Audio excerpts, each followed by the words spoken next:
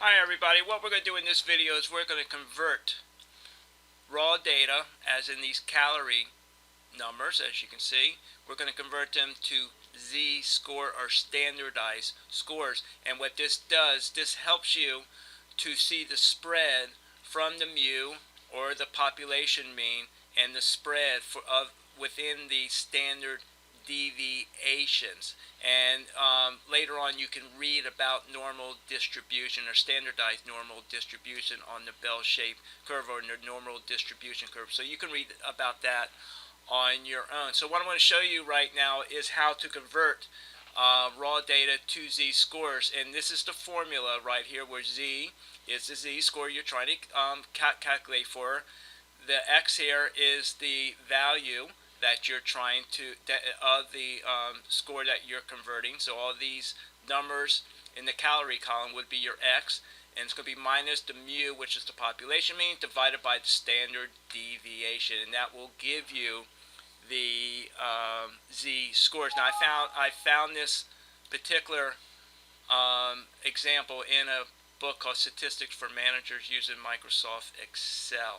Alright, let's go ahead and do one using Excel. And what we're going to do, I'm going to go to the Formulas tab, which is right there. Because what I need to do is, first, you need the means and the standard deviation.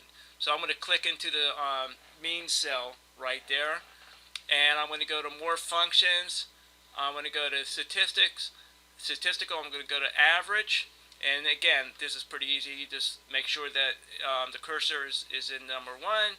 Scroll the numbers or the data that you need, in this calories, and there's your average. So I'm going to put it right there. And your standard deviation, I'm going to go here. Again, more statistics. Statistical, I'm going to go down here, standard deviation. I'm going to go right here. Scroll that in there.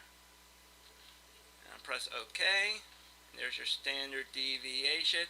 I also can go to data analysis, descriptive, press OK. I can then also do it this way just to check my numbers. Output. I'm going to put the output right here. Summary statistics. Press OK. And as you can see here, give you a little bit more space. Alright. As you can see here, 380 is the mean, and standard deviation right here. So I do that just to check my work. I think it's always good to do it twice with two different methods. Alright, now let's do the first one. 240, we're going to change it to a Z-score. So you need to highlight the Z-score cell, go to Formulas, go to More Functions, go to Statistical, go down to Standardize, find the Standardized, there it is right there. Now, you need your X. Your X is the number that you want to convert. Means, right here. And you want your standard deviation, and it's this cell right here. And I want to press OK. Alright, now, this is your standard, this is your Z-score for 240, so minus 124 would be between -1 standard deviation to -2 standard deviation would go in this area right here. Now, if I want to do it by hand, I'm going to click in here. I can make this little, there we go. I can do it by hand by equal, parentheses, the Z minus the means, excuse me, that was the X minus the means, divided by the standard deviation. Oops. Okay. Do that again. Equals.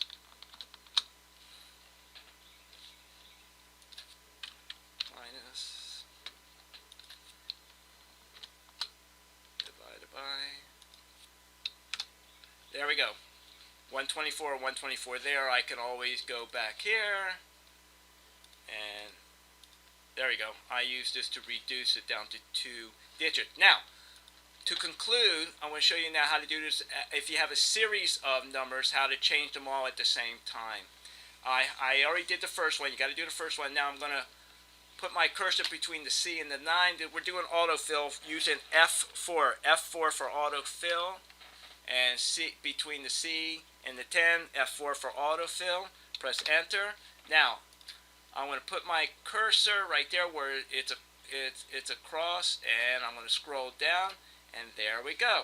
All right, you can see the distribution of numbers. If you could turn it on horizontal, this would kind of resemble a bell-shaped curve in what it looks like. So this number 0.35 would be the closest one to the means itself, and negative 0.27 would also go in this area here on the negative side, and this is the positive.